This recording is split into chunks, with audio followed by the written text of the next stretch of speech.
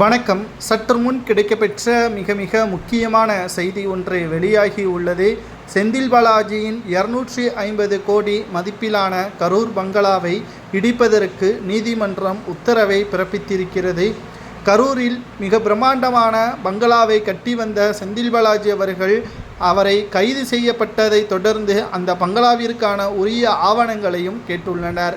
ஆனால் அந்த பங்களா கட்டுவதற்கு அனுமதி வாங்கப்படவில்லை என்றும், குறிப்பாக பட்டா இல்லாத நிலத்தில் எப்படி செந்தில் பாலாஜி அவர்கள் வீடு கட்டலாம் என்றும் பல்வேறு கேள்விகள் செந்தில் பாலாஜியிடம் கேட்டபொழுது, இதனால் அவர் சிறைக்கு அடைக்கப்பட்டு விடுவார் என்ற அச்சத்தின் காரணமாக அது என்னுடைய வீடே கிடையாது என்றும், எனது தம்பி அசோக்குமார் அவர்களது வீடுதான் என்றும் தெரிவித்துவிட்டார்.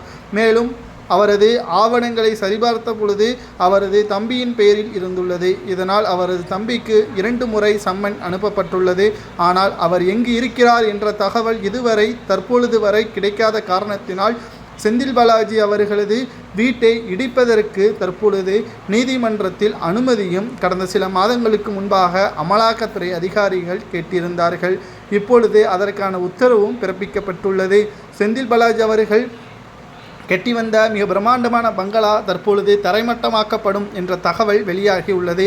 ஆனால் அங்கு உள்ளவர்கள் இந்த பங்களாவை நூலகமாக பயன்படுத்தினால் எங்களுக்கு வசதியாக இருக்கும் என்றும், இந்த பங்களாவை இடிப்பதற்கு பதிலாக அதை அரசுடைமையாக்கி அந்த பங்களாவை தற்பொழுது நூலகமாக்குங்கள் என்றும் பலரும் மனு ஒன்றையும் தாக்கல் செய்து வைத்திருக்கிறார்கள். இதனால் தற்காலிகமாக இந்த வழக்கு நிறுத்தி வைக்கப்பட்டிருக்கிறது.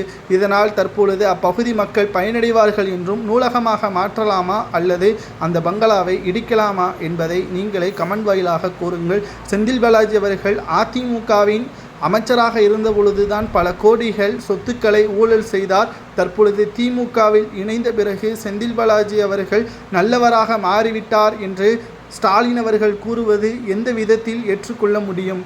அப்போது நீங்கள் தான் கரூரில் மேடை போட்டு செந்தில் பாலாஜியே பல்வேறு ஊழல் வழக்கில் சிக்கியிருக்கக்கூடிய ரவுடித்தனம் செய்யக்கூடிய அமைச்சர் என்று ஸ்டாலின் அவர்கள் தற்பொழுது முதல்வராக இருக்கக்கூடியவர் தெரிவித்திருந்தார்.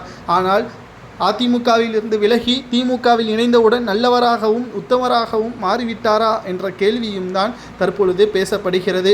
திராவிட முன்னேற்றக் கழகத்தின் ஆட்சியில்தான் பல கோடி ஊழலை செய்திருப்பதற்கான ஆவணங்களையும் சுமார் 7 முறை செந்தில் பாலாஜி வீடு, அலுவலகங்கள் மற்றும் உறவினர்களது வீட்டில் சோதனைகளின் பொழுது ஆவணங்களை கைப்பற்றி இந்த வீடு இடிப்பதற்கு தற்பொழுது உத்தரவுகள் பிறப்பிக்கப்பட்ட நிலையில் தற்காலிகமாக நிறுத்தி வைக்கப்பட்டிருக்கிறது. உங்களது கருத்துக்களை கூறுங்கள். இந்த வீட்டை இடிக்கலாமா அல்லது நூலகமாக மாற்றலாமா என்பதை கூறுங்கள்.